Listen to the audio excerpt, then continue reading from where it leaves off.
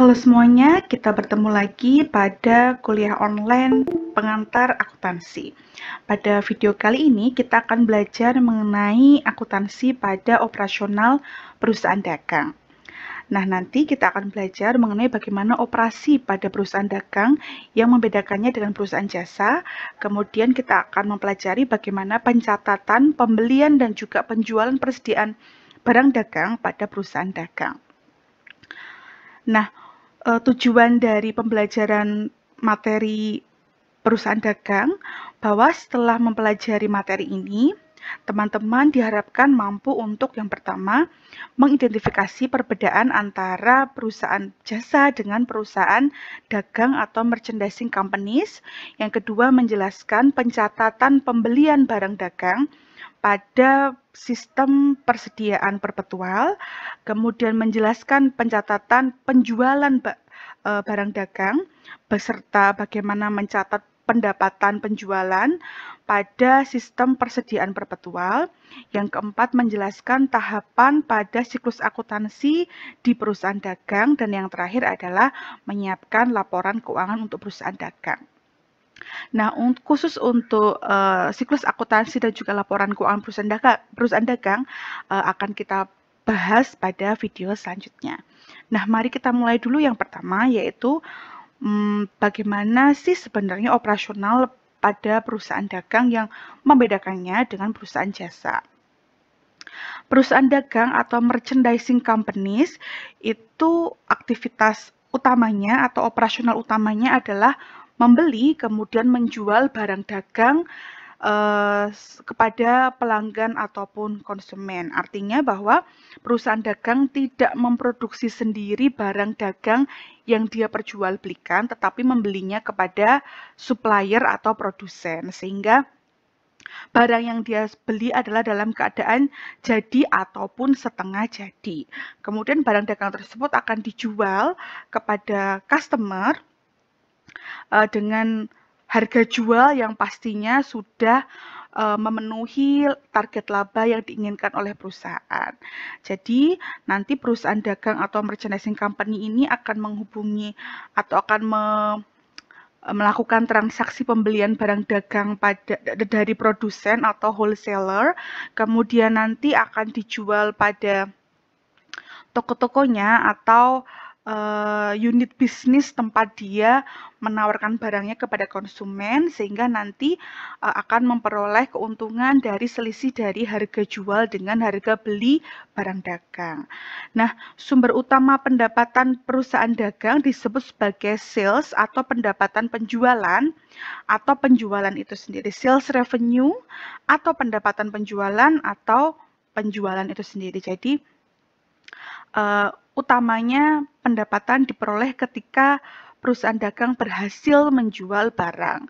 Tentu saja sistem pencatatannya adalah menggunakan accrual basis di mana transaksi diakui atau dicatat pada saat terjadinya, sehingga sangat memungkinkan ketika perusahaan dagang itu juga melakukan transaksi penjualan tidak hanya secara tunai, tetapi juga secara kredit. Sehingga nanti ada beberapa akun yang akan muncul, diantaranya adalah cash dan juga piutang dagang, seperti itu. Nah, pada perusahaan dagang, pada operasional perusahaan dagang, karena pendapatan itu sangat penting artinya bagi perusahaan ya, karena pendapatan itulah yang nanti akan digunakan oleh perusahaan dalam mengukur kinerja perusahaan dalam bentuk laba atau rugi. Sehingga sangat penting untuk memahami bagaimana pengukuran pendapatan pada perusahaan dagang. Seperti yang tadi setelah disebutkan sebelumnya, bahwa pendapatan dari perusahaan dagang itu berasal dari penjualan barang dagang atau yang kita sebut sebagai sales revenue atau pendapatan penjualan atau sales seperti itu. Nah, untuk mengukur berapa atau hasil dari penjualan barang dagang ini, maka kita akan mengurangi pendapatan penjualan dengan harga pokok penjualan.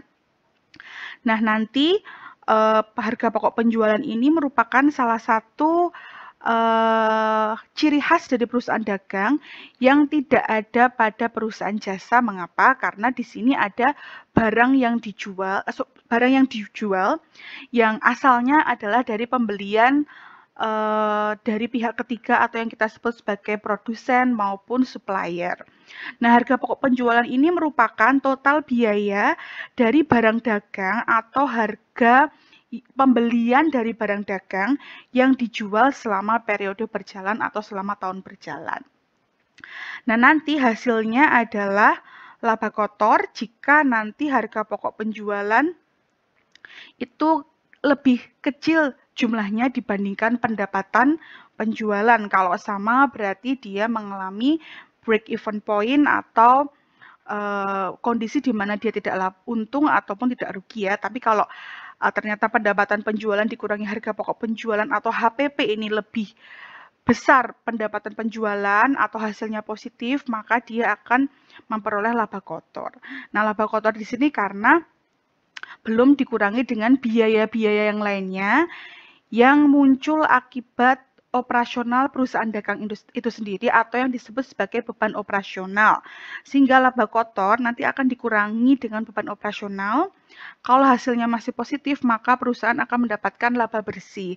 Kalau hasilnya negatif, maka perusahaan akan mendapatkan rugi bersih. Nah, ini adalah bagaimana cara mengukur kinerja operasi pada perusahaan dagang. Sekali lagi, yang membedakan perusahaan dagang dan perusahaan jasa adalah adanya harga pokok penjualan yang berasal dari biaya yang dikeluarkan oleh perusahaan pada saat dia membeli barang dagang dari produsen ataupun supplier. Nah, siklus operasi dari perusahaan dagang biasanya ini memang lebih lama daripada perusahaan jasa, karena kita lihat di sini ada beberapa tahapan yang tidak ada pada perusahaan jasa. Kalau perusahaan jasa itu, kas yang dia miliki sebagai modal akan digunakan untuk menyajikan jasa atau memberikan jasa, kemudian nanti dia akan menagih fee-nya kepada customer, kemudian dia akan menerima kas yang akan digunakan kembali sebagai modal utamanya. Kalau pada perusahaan dagang, kas yang dia miliki sebagai modal akan digunakan untuk membeli persediaan barang dagang terlebih dahulu sehingga dia memiliki persediaan, kemudian baru dia menjual dan baru menagih kepada customer harga jual barang yang diperjualbelikan sehingga dia akan menerima kas yang nantinya akan menjadi modal untuk digunakan lagi membeli barang dagang untuk dijual kembali. Jadi memang lebih lama siklus operasi pada perusahaan dagang karena dia harus membeli barang dagang terlebih dahulu. Itu yang juga membedakan bagaimana operasional perusahaan jasa dengan perusahaan dagang.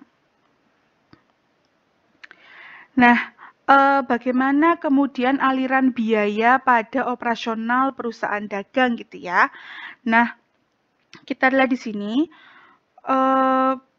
aliran biaya ini biasanya berasal dari barang dagang yang diperjualbelikan, yaitu dari aktivitas pembelian barang dagang, kemudian nanti pada akhirnya akan dijual gitu ya. Nah, pembelian barang dagang ini menghasilkan satu jenis biaya yang nantinya akan kita akui sebagai aset karena biaya ini belum akan terhabiskan karena manfaatnya masih akan kita dapatkan di masa yang akan datang ketika kita akan menjual barang dagang tersebut. Oleh karena itu, biaya dari pembelian barang dagang ini kita akui sebagai unexpired cost atau biaya yang belum terhabiskan yang kita klasifikasikan pada aset. Biasanya kita akan menyebutnya sebagai persediaan. Nah, ketika persediaan itu terjual atau kita sebut persediaan tersebut adalah sebagai inventory atau persediaan, di mana persediaan ini ketika nanti dijual, kita akan mencatatnya sebagai harga pokok penjualan ya atau cost of good available for sale seperti itu. Atau kalau cost of good available for sale itu adalah persediaan yang tersedia untuk dijual dan ketika persediaan itu dijual menjadi namanya cost of goods sold atau harga pokok penjualan seperti itu. Nah, cost of good available for sale atau harga pokok persediaan siap untuk dijual ini berasal dari persediaan pada awal periode di mana ini merupakan sisa dari periode sebelumnya ditambah dengan pembelian barang dagang baru pada periode berjalan menghasilkan barang tersedia untuk dijual. Nah, ketika dia dijual, maka akan kita catat sebagai harga pokok penjualan. Sisa barang yang belum laku dijual namanya adalah ending inventory atau persediaan akhir. Jadi, siklus biayanya yang terjadi pada perusahaan dagang adalah murni berasal dari barang dagang yang memang mendatangkan aliran biaya, diawali dari beginning inventory atau persediaan awal dari barang dagang, ditambah pembelian barang dagang atau cost of good purchase, nanti hasilnya adalah cost of good available for sale atau barang tersedia untuk dijual. Ketika dijual akan kita catat sebagai harga pokok penjualan, dan barang yang masih tersisa akan kita catat sebagai persediaan akhir. Nah, perusahaan dagang ini menggunakan perpetual inventory system atau periodic inventory system untuk perhitungan persediaan barang dagangnya, di mana dua sistem ini berbeda tergantung pada kebijakan perusahaan ataupun jenis barang yang diperjualbelikan. Nah, nanti kita akan mempelajari apa perbedaan perpetual inventory system atau periodic inventory system. Nah, yang pertama kita akan membahas mengenai sistem persediaan perpetual. Sistem persediaan ini adalah bagaimana cara atau perlakuan akuntansi untuk mencatat persediaan yang ada sesuai dengan tadi ya, aliran biaya pada persediaan barang dagang.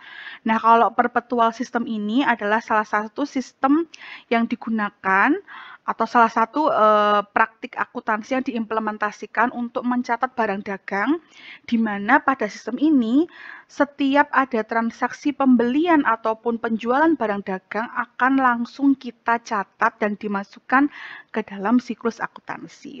Sehingga perpetual system ini tujuan utamanya adalah menjaga catatan rinci biaya setiap pembelian dan juga penjualan persediaan barang dagang. Pada perpetual system ini, catatan terus-menerus menunjukkan inventaris yang harus ada untuk setiap item. Jadi setiap item itu akan direkam jejaknya dari mulai dia didatangkan dari supplier, disimpan di gudang, sampai dengan dijual kepada konsumen itu ada catatannya. Nah, perusahaan harus menentukan harga pokok penjualan setiap kali terjadi penjualan. Kenapa? Karena bisa saja setiap membeli persediaan barang dagang yang baru akan menghasilkan harga beli yang berbeda-beda, sehingga perpetual ini nantinya akan merekam harga beli setiap barang dagang yang dibeli gitu ya, sehingga dalam satu periode itu bisa saja harga pokoknya itu berbeda-beda pada setiap jenis barang. Walaupun pada akhirnya nanti akan dijadikan satu rekapitulasi jadi satu menjadi harga pokok selama 1 tahun. Tapi untuk mengetahui berapa perolehan laba per periode atau pada periode interim per bulan atau per 3 bulan atau minimal 1 semester, maka kita sangat perlu data mengenai berapa harga pokok penjualan pada setiap barang dagang yang dibeli dari produsen maupun supplier, sehingga kita harus mencatatnya setiap kali ada transaksi pembelian dan juga penjualan barang dagang.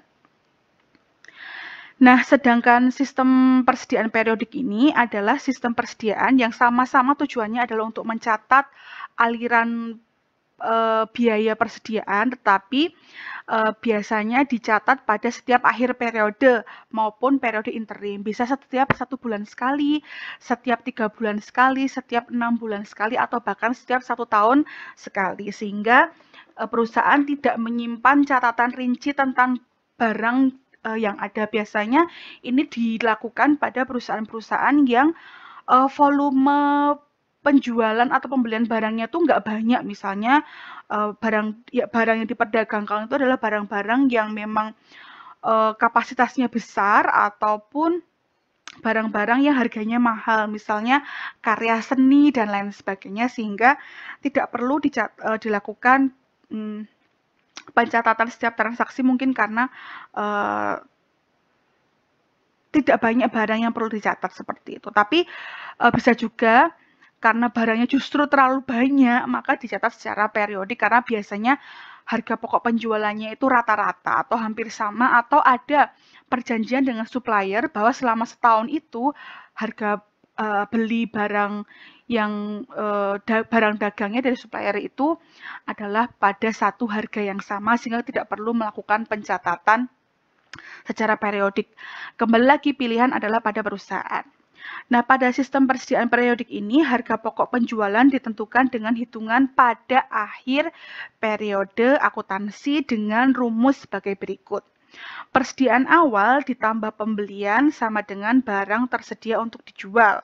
Kemudian nanti dikurangi persediaan akhir, maka kita mampu menghitung yang namanya harga pokok penjualan seperti ilustrasi di sini. Persediaan awalnya 100.000 euro, ditambah pembelian bersihnya 800.000 euro, maka barang tersedia untuk dijualnya adalah 900.000. Persediaan akhir yang ada pada akhir periode adalah 125.000, sehingga harga pokok penjualan selama satu periode atau 1 tahun adalah 775.000 euro. Yang dimaksud dengan pembelian bersih adalah pembelian setelah dikurangi dengan diskon maupun retur pembelian, seperti itu. Nah, ini adalah rumus perhitungan harga pokok penjualan pada sistem persediaan periodik, gitu ya. Nah, sekarang kita masuk ke bagaimana implementasi sistem persediaan perpetual. Sebelumnya, kita akan melihat dulu apa sih sebenarnya keunggulan atau manfaat dari aplikasi sistem persediaan perpetual pada operasional perusahaan dagang. Yang pertama, secara tradisional digunakan untuk barang dagangan dengan nilai satuan yang tinggi. Jadi memang benar ya, kalau suatu perusahaan itu barang dagangnya harga satuannya tinggi, contohnya tadi misalnya karya seni, kemudian mobil misalnya, atau rumah, ada perusahaan yang memperjualbelikan rumah dan lain sebagainya, biasanya harganya tinggi sehingga volume penjualan dan pembeliannya tidak terlalu banyak ya, sehingga bisa menggunakan sistem perpetual sistem di mana tidak akan memberatkan perusahaan karena setiap saat harus mencatat adanya pembelian maupun penjualan barang dagang.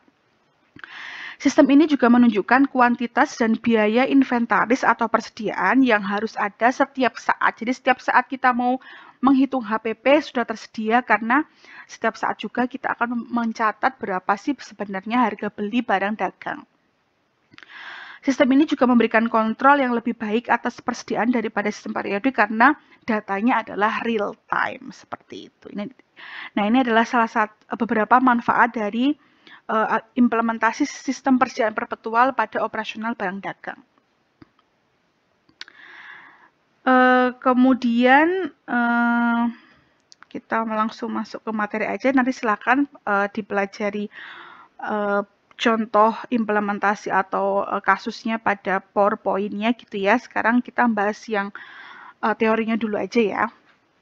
Nah, sekarang dengan menggunakan perpetual inventory system, bagaimana perusahaan mencatat pembelian barang dagang. Pada saat transaksi pembelian barang dagang menggunakan perpetual inventory system, maka nanti kita akan membuat jurnal yang biasanya melibatkan kas atau kredit di akun utang dagang ya, karena biasanya perusahaan itu juga terkadang membeli barang dagang secara kredit sehingga nanti akan muncul utang dagang.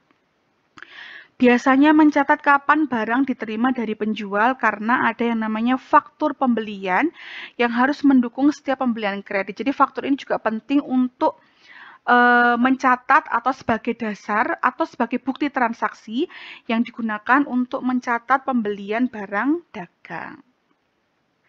Ya, seperti ini contoh dari faktur pembelian barang dagang.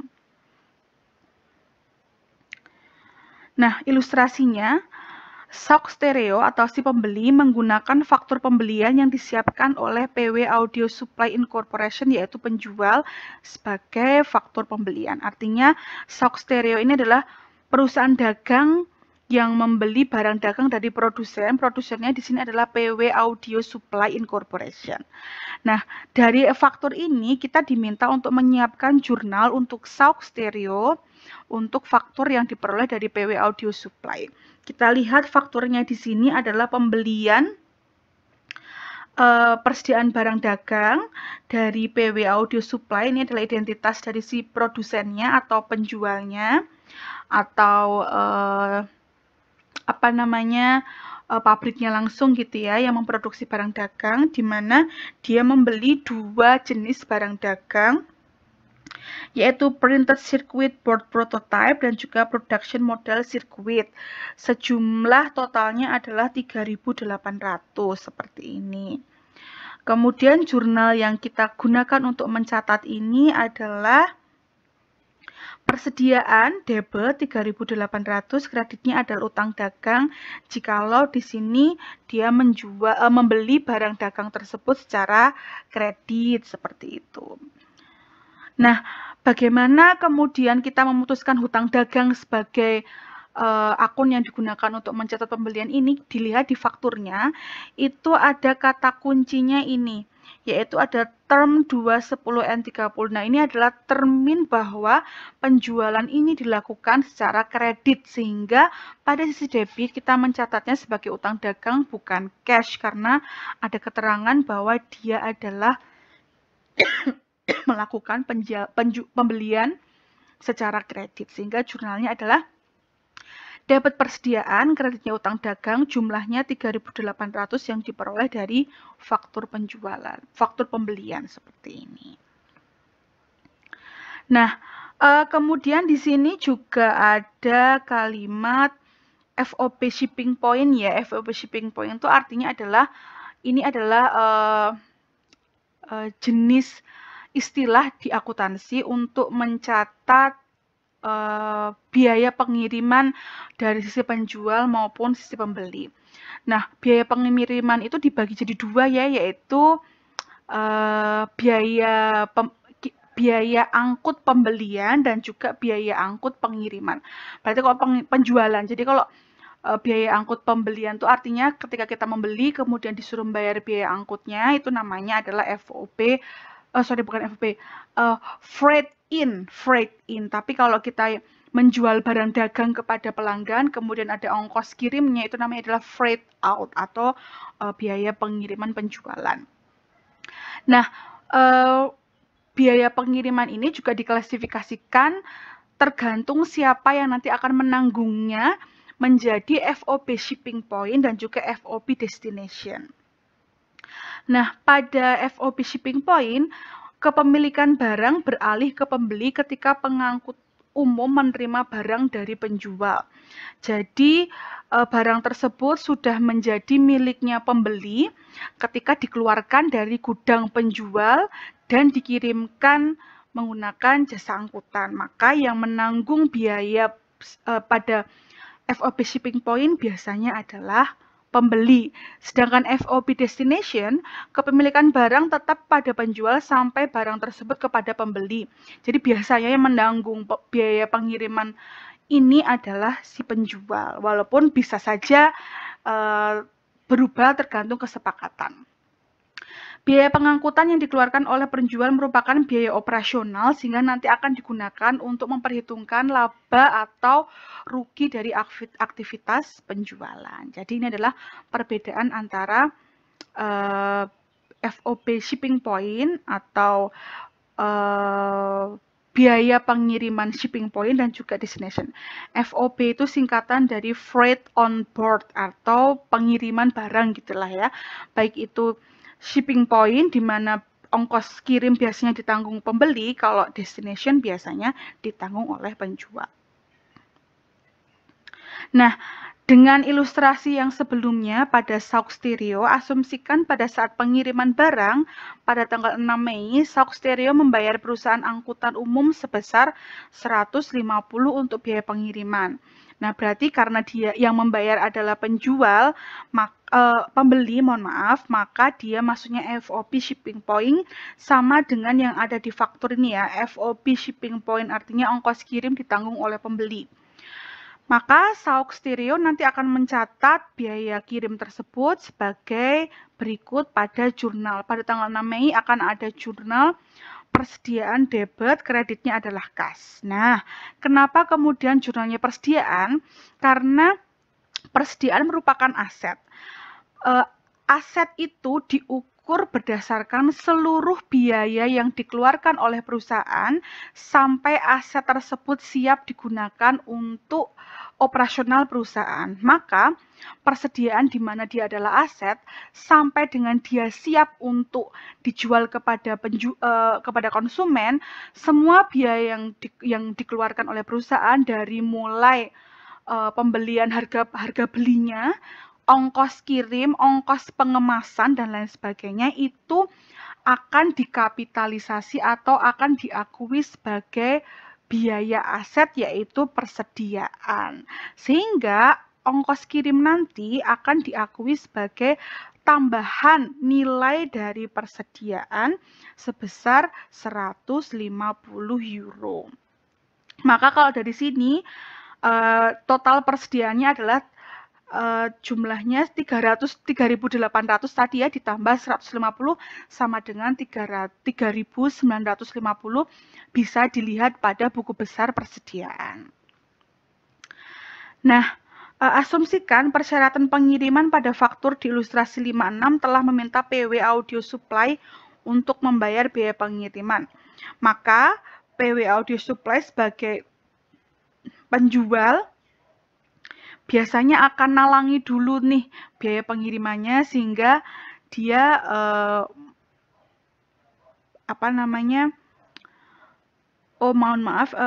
misalnya ternyata PW Audio Supply ini yang diminta untuk membayar biaya pengiriman ya, maka si PW Audio Supply sebagai supplier akan membuat jurnal sebagai berikut. Freight out, yaitu biaya pengiriman keluar dari gudang perusahaan 150, kreditnya adalah kas. Bisa saja nanti si PW Audio Supply ini hanya nalangi dulu ya, sehingga nanti ketika perusahaan SAUK ini bayar utangnya, maka utang yang dia bayar adalah 3.800 ditambah 150, kecuali memang freight out ini ditanggung oleh si penjual yaitu PW Audio Supply, maka si SAUK Stereo ini hanya membayar utangnya atas pembelian barang dagang tanpa biaya pengiriman, seperti itu. Nah, dalam jual beli perusahaan dagang, mohon maaf, maksudnya transaksi jual beli barang dagang pada perusahaan dagang, selain ada biaya berupa HPP dan juga ongkos kirim barang tadi ya, ada juga transaksi yang mengakibatkan retur pembelian dan juga pengurangan harga. Alasannya adalah pembeli mungkin tidak puas karena barang rusak atau cacat, kualitas lebih rendah daripada pesanan, atau tidak memenuhi spesifikasi pesanan. Sehingga pembeli ini biasanya ketika ada barang dagang yang ditemukan tidak sesuai dengan spesifikasi atau rusak atau cacat, maka biasanya dia akan mengembalikan barang dagang tersebut, sehingga muncullah transaksi retur pembelian. Maka kita harus kembalikan barang dagang ke kredit jika penjualan dilakukan secara kredit. Artinya barang dagang yang kita kembalikan itu akan mengurangi nilai kredit kita ketika kita melakukan pembelian secara kredit, atau pengembalian uang tunai jika pembelian dilakukan secara tunai, atau kita menerima uang tunai ketika kita membeli persediaan barang dagang itu secara tunai. Atau pembeli bisa saja tidak memilih untuk melakukan retur pembelian, tetapi meminta atau diberikan purchase allowance atau potongan harga, di mana pembeli ini dapat memilih untuk menyimpan barang dagang yang rusak tersebut jika penjual akan memberikan potongan harga dari pembelian. Jadi barang yang rusak tersebut tidak harus dikembalikan, tetapi pembeli ini diberi pilihan kalau tetap menyimpan barang tersebut tetapi diberikan keringanan harga, seperti itu, atau yang disebut sebagai purchase allowance atau pengurangan harga.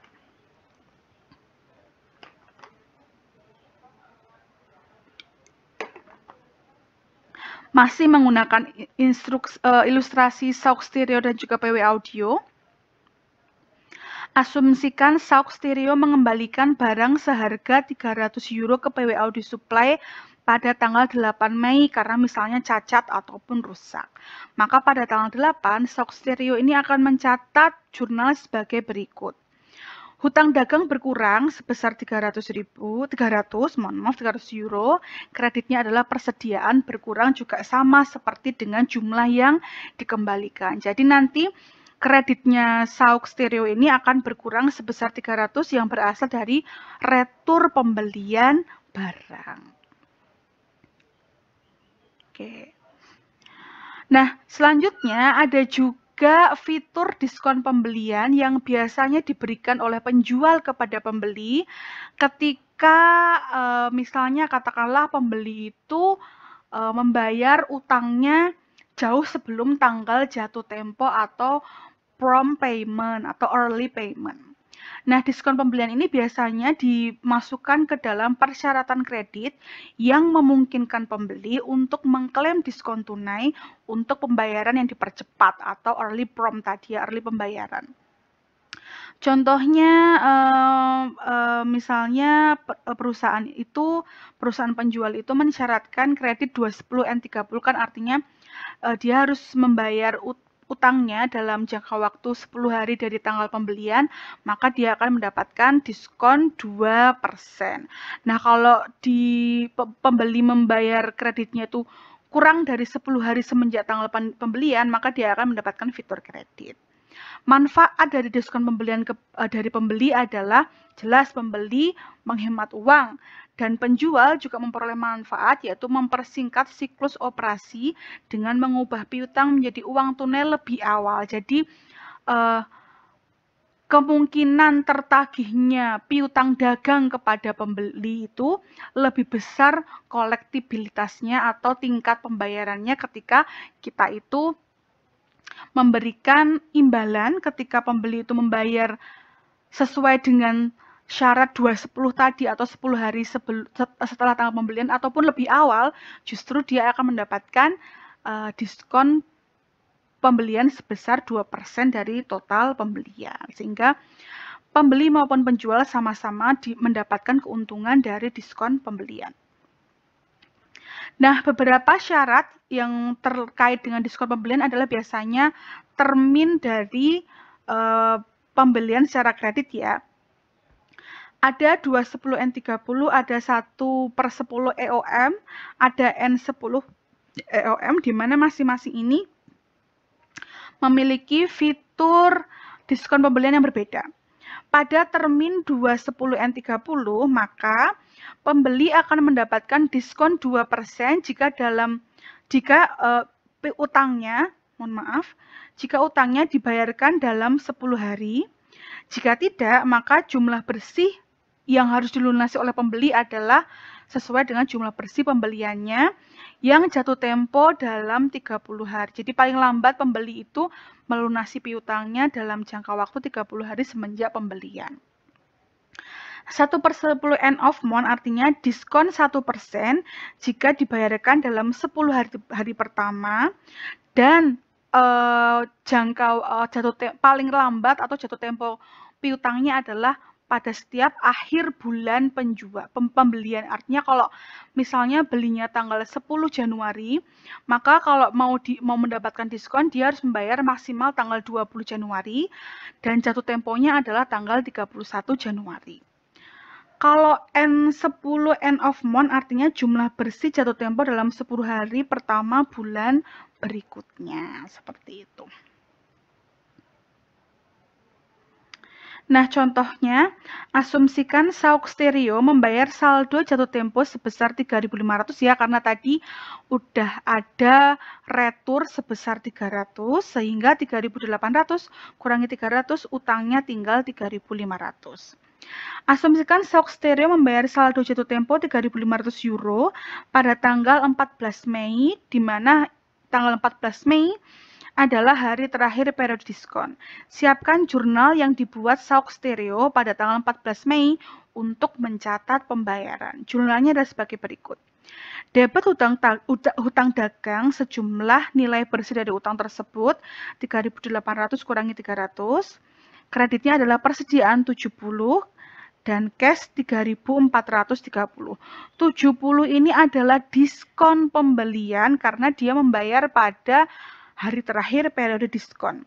70 ini asalnya dari 2% dikalikan nilai bersih utangnya 3.500 sama dengan 70. Maka diskon penjual ini mengurangi nilai dari persediaan, sehingga diskon pembelian ini akan dicatat sebagai pengurang nilai persediaan. Yang berkurang hanyalah nilainya, tetapi tidak mengurangi jumlah persediaan. Jadi diskon itu hanya mengurangi nilai dari persediaan, tidak mengurangi jumlah fisik persediaan yang telah dibeli gitu. Jadi ini nanti akan mengurangi nilai persediaan pada buku besar persediaan. Nah, tetapi jika Sauk Stereo gagal mengambil diskon dan malah melakukan pembayaran penuh sebesar 3.500 pada tanggal 3 Juni di luar periode diskon, maka jurnalnya akan menjadi hutang dagang 3.500, kasnya juga 3.500 karena tidak mendapatkan diskon pembelian. Nah, pertanyaannya, haruskah diskon diambil saat ditawarkan? Apakah pembeli ini mendapatkan jumlah yang signifikan dari diskon tersebut? Asumsikan diskon 2% dari 3.500 adalah 70 euro dan dibandingkan dengan jumlah uang atau manfaat dari uang yang diinvestasikan pada suku bunga 10% untuk 20 hari. Ternyata bunga yang didapatkan dari menginvestasikan 3.500 ini selama 10 hari adalah 19,18, sehingga ternyata perusahaan itu menghemat dengan mengambil diskon sebesar 50.082. Artinya apa? Bahwa ketika dia menyimpan uang 3.500 selama 20 hari, itu keuntungannya hanya sebesar 19,18. Tetapi kalau dia tidak menyimpan uang 3.500, justru membayarkannya untuk melunasi utangnya, dia akan mendapat manfaat 70 euro.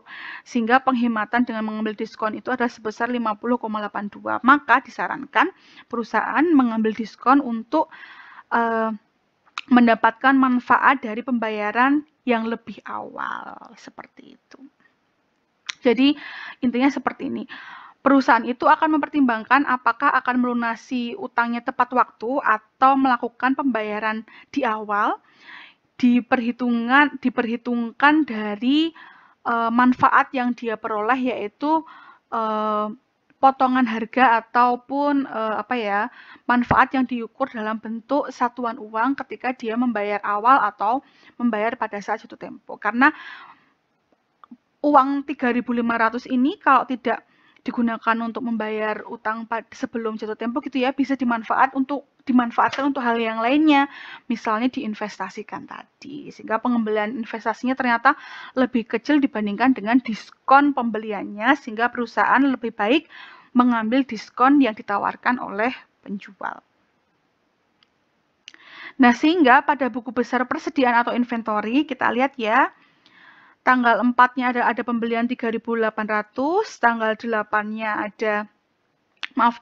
tanggal 6-nya ada ongkos kirim, ongkos pembelian atau freight in 150, kemudian dikurangi retur 300 tanggal 8 dan dikurangi diskon 70, sehingga saldo dari persediaan adalah 3.800 ditambah 150 dikurangi 300 dikurangi 70 sama dengan 3.580 pada sisi debit, karena inventory ini adalah aset seperti itu. Nah, contoh lagi, pada tanggal 5 September, Zoo Company membeli barang dagangan secara kredit dari Gao Company. Harga jual barang adalah 15.000 yen dan biaya yen apa yuan ya, yuan ya. Dan biaya yang harus dikeluarkan oleh Gao Company adalah 8.000. Pada tanggal 8 September, Zoo mengembalikan barang cacat dengan harga jual 2.000. Transaksi di buku Zoo Company adalah sebagai berikut. Tanggal 5 September mencatat pembelian, jurnalnya adalah persediaan, debit, kreditnya utang dagang. Tanggal 8 dia mengembalikan barang cacat dengan harga jualnya 2.000, maka jurnalnya utang dagang 2.000, kreditnya adalah persediaan 2.000. Jadi retur ini mengurangi hutang dagang dan juga persediaan. Kalau retur, persediaannya tidak hanya berkurang secara nilai tapi juga secara fisik ya, karena ada barang yang dikembalikan. Nah, kemudian Masih di sistem pencatatan persediaan secara perpetual, kita akan mencatat penjualan barang dagang. Kalau tadi kan pembelian barang dagang ya, sekarang penjualan barang dagang. Nah, nanti kita juga akan mengasumsikan perusahaan melakukan penjualan dengan dua cara, yaitu secara tunai maupun secara kredit, sehingga kalau secara tunai nanti ada akun kas yang terlibat, kalau secara kredit nanti ada akun piutang dagang yang terlibat. Pendapatan penjualan seperti pendapatan jasa juga dicatat ketika kewajiban kinerja dipenuhi, artinya kita menerapkan accrual system. Kita mengakui adanya penjualan ketika barang itu sudah kita antarkan dan sudah sampai di tangannya konsumen meskipun penjualannya secara kredit. Kewajiban kinerja tadi dipenuhi ketika barang dipindahkan dari penjual ke pembeli. Faktur penjualan harus mendukung setiap penjualan secara kredit karena ini merupakan bukti transaksi yang digunakan untuk kita mencatat penjualan secara kredit dan juga bukti transaksi yang bisa dimanfaatkan oleh pembeli untuk mencatat pembelian persediaannya. Nah, pada persediaan perpetual, jurnal untuk mencatat penjualan barang dagang itu ada dua. Yang pertama untuk mencatat penjualan atau selling price, harga jual, dan yang kedua adalah untuk mencatat biaya penjualan. Mengapa seperti itu? Karena kita pengen mengetahui berapa laba yang kita dapatkan setiap kali ada penjualan barang dagang. Nah, untuk mencatat harga jual atau pendapatan penjualan, jurnalnya nanti adalah kas kalau penjualan secara tunai debit atau piutang dagang ketika penjualnya secara kredit. Kreditnya adalah pendapatan penjualan atau sales revenue. Kemudian untuk mencatat biaya penjualan atau untuk mencatat harga pokok penjualan, maka jurnalnya adalah debit harga pokok penjualan, kreditnya persediaan. Dua jurnal ini harus teman-teman buat untuk mencatat penjualan pada sistem persediaan perpetual. Jadi kalau nanti ada soal, teman-teman diminta mencatat untuk penjualan barang dagang perusahaan dagang menggunakan sistem persediaan perpetual, dua jurnal ini harus dibuat. Kalau cuma satu yang dibuat, maka teman-teman nilainya tidak akan sempurna karena kurang ya, karena yang dicatat adalah harga jualnya dan juga biaya yang dikeluarkan atau untuk mencari HPP-nya. Contohnya, PW Audio Supply mencatat penjualan sebesar 3.800 pada tanggal 4 Mei ke Sauk Stereo. Jadi dibalik ya, kalau tadi penjualan dari Sauk Stereo, sekarang penjualan dari PW Audio Supply. Kalau tadi kan kita mencatat pembelian persediaan dari sisi pembeli ya atau Sauk Stereo, sekarang dari sisi penjual yaitu PW Audio Supply. Maka jurnal yang dibuat yang pertama adalah untuk mencatat harga jualnya, yaitu piutang usaha debit 3.800 karena penjualan secara kredit. Kreditnya adalah pendapatan penjualan 3.800 ini untuk mencatat harga jualnya. Kemudian kita mau mencatat biaya penjualannya yang terdiri dari HPP, asumsikan harga barang dagangan PW Audio adalah sebesar 2.400, maka harga pokok penjualannya 2.400 debit, kreditnya adalah persediaan barang dagang atau cukup persediaan saja sebesar 2.400.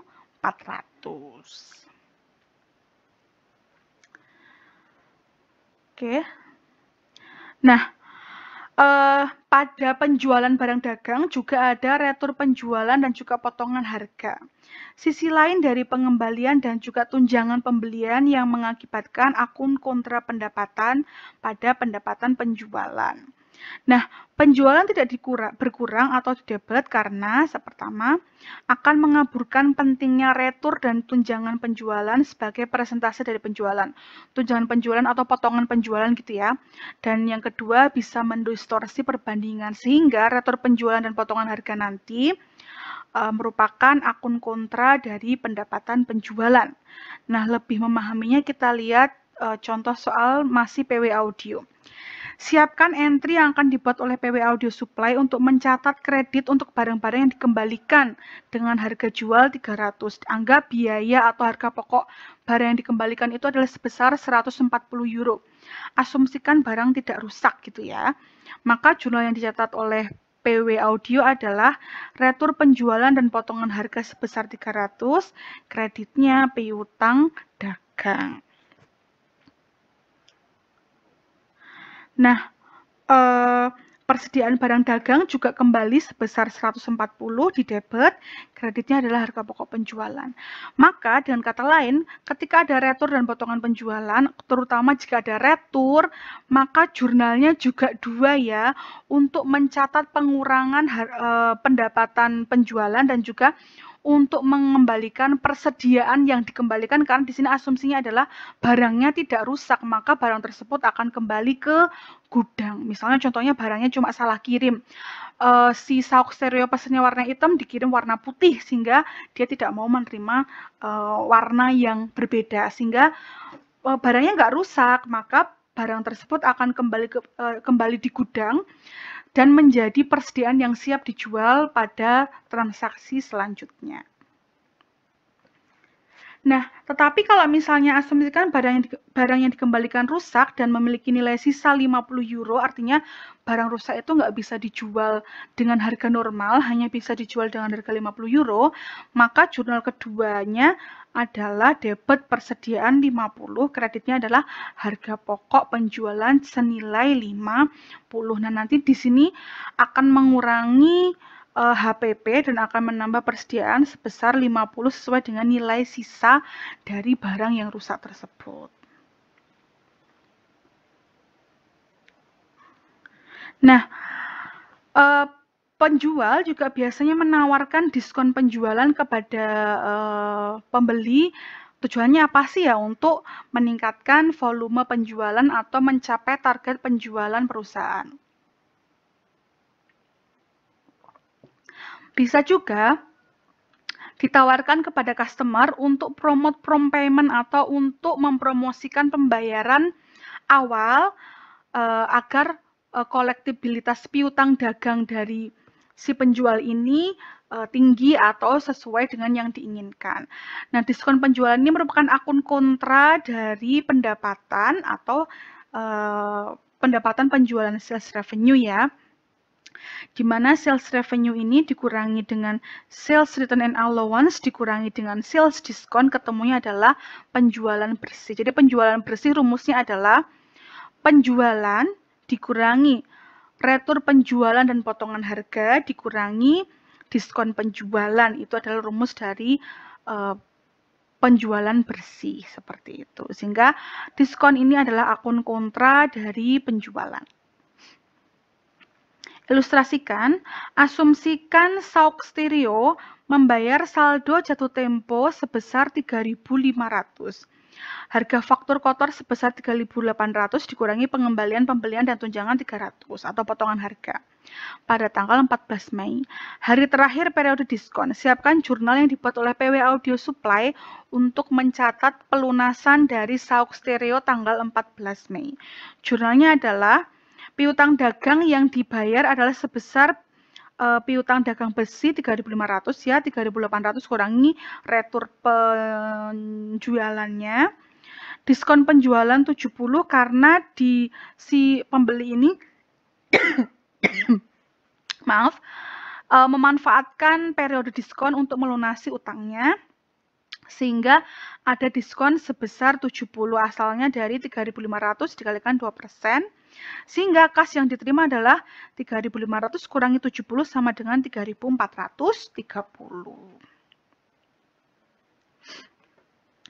Nah, contoh soal lagi, misalnya pada tanggal 5 September, Zoo Company membeli barang dagangan secara kredit dari Go Company.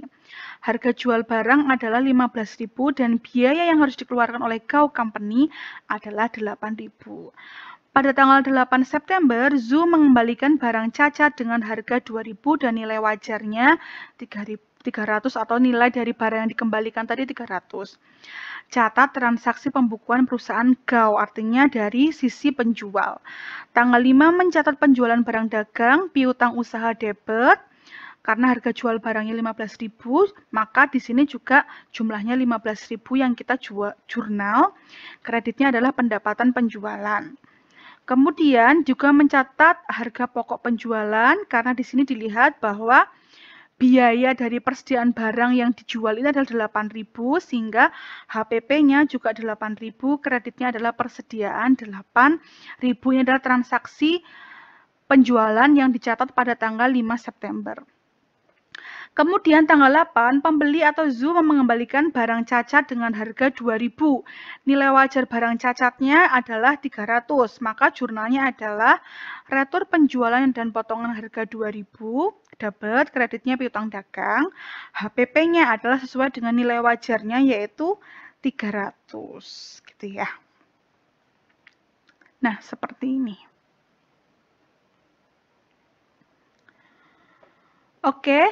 Nah, sampai di sini dulu penjelasan mengenai bagaimana operasional perusahaan dagang dan juga pencatatan pembelian dan juga penjualan persediaan barang dagang dengan metode pencatatan persediaan perpetual.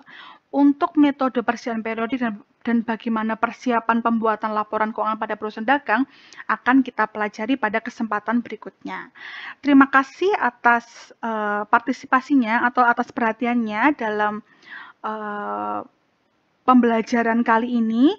Semoga bermanfaat bagi teman-teman semuanya. Mohon maaf jika ada kesalahan.